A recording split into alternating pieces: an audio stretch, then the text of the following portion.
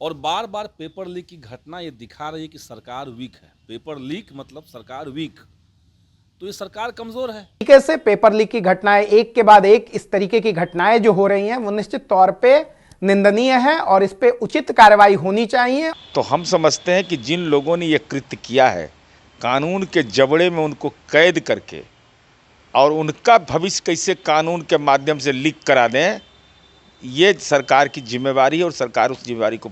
नमस्कार, आप देख रहे हैं न्यूज फोनेशन में हूं आपके साथ नरोत्तम सिंह। बिहार में पेपर लीक के मामले लगातार सामने आते रहते हैं। हाल ही में सामुदायिक स्वास्थ्य अधिकारी के परीक्षा का जो पेपर लीक का मामला सामने आया है, उससे पहले बिहार पुलिस का भी जो एग्जाम हुआ था उसमें भी पेपर लीक का मामला आया था। उसके बाद फिर दोबारा वो एग्जाम हुआ और सफलतापूर्वक दूसरे बार में बिहार पुलिस का एग्जाम खत्म हुई। लेकिन सीएचओ के परीक्षा में बड़ी फर्जीवाड़ा के मामले सामने आया है, पेपर लीक का मामला सामने आया है। इसके बाद बिहार में पेपर लीक के मामलों को लेकर खूब सियासत हो रही है। भाकपा माले के विधायक संदीप सौरभ ने कहा है कि बीजेपी जहां भी शासन में है वहां लगातार पेपर लीक के मामले सामने आते रहते हैं।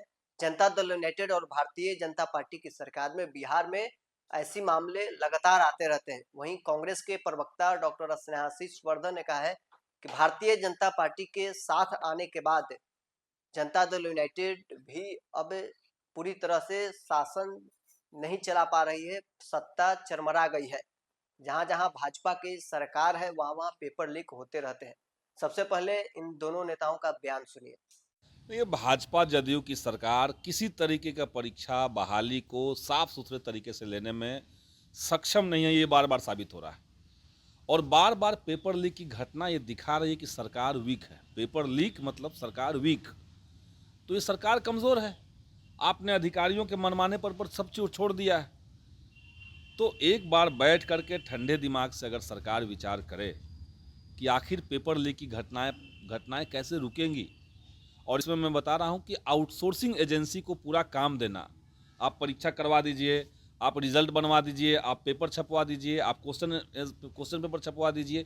ये जो ठेकाकरण है पूरी परीक्षा का, ये मेन जड़ है जहां से पेपर लीक होता है। और ये सरकार है कि हर चीज़ आउटसोर्सिंग पर ले जा रही है, सब काम कॉन्ट्रैक्ट पे करवाया जा रहा है।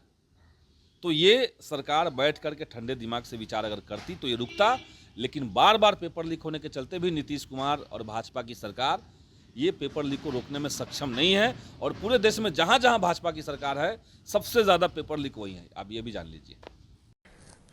बिहार में एक के बाद एक जिस तरीके से पेपर लीक की घटनाएं हो रही हैं वो निश्चित तौर पे बताने के लिए काफ़ी है कि राज्य में जो व्यवस्थाएं हैं वो पूरी तरीके से चरमरा गई हैं और भारतीय जनता पार्टी के साथ जदयू इसमें पूरी तरीके से संलिप्त हो चुकी है और बार बार इस तरीके के कुकृत्य करके वो राज्य के युवाओं को नौकरियों से वंचित रखना चाहती है और नहीं चाहती है कि राज्य के युवाओं को नौकरियां मिले। इस तरीके से पेपर लीक की घटनाएं एक के बाद एक इस तरीके की घटनाएं जो हो रही हैं वो निश्चित तौर पे निंदनीय है और इस पे उचित कार्रवाई होनी चाहिए और सरकार अपनी जिम्मेदारी लेते हुए इस विभाग से मातहत जितने भी लोग हैं उनकी बर्खास्तगी करे। तो अभी आपने सुना भाकपा माले के विधायक संदीप सौरभ और कांग्रेस प्रवक्ता डॉक्टर स्नेहाशीष वर्धन क्या कुछ कह रहे थे और पेपर लीक को लेकर सरकार से सवाल कर रहे थे। उन्होंने आरोप लगाया है कि भारतीय जनता पार्टी के साथ जब जनता दल यूनाइटेड सरकार में आ गई है उसके बाद से ही पेपर लीक के मामले सामने आते हैं। पलटवार में जेडीयू के मुख्य प्रवक्ता नीरज कुमार ने कहा है कि जो भी पेपर लीक के मामले सामने आए हैं उन पर कड़ी कार्रवाई सरकार कर रही है, जो भी पकड़े जाएंगे किसी को बख्शा नहीं जाएगा। क्या कुछ कहना है नीरज कुमार का, बयान सुनिए। अभी जो राज्य स्वास्थ्य समिति के द्वारा परीक्षा आयोजित थी, इसमें क्वेश्चन पेपर लीक होने की बात आई, युवाओं के भविष्य को लीक करने की तैयारी। और ये जो नई टेक्नोलॉजी के तहत जो परीक्षा आयोजित की जाती है इसमें ऐसी सूचनाएं लगातार प्राप्त हो रही हैं। लेकिन राज्य स्वास्थ्य समिति ने जो ही इसको संज्ञान पटना पुलिस को दिया, रामकृष्णा नगर से गिरफ्तारी हुई, आर्थिक अपराध शाखा में भी ने मुकदमा दर्ज किया और हमको जहां तक जानकारी है कि 35 लोगों को पूछताछ के लिए हिरासत में लिया गया है।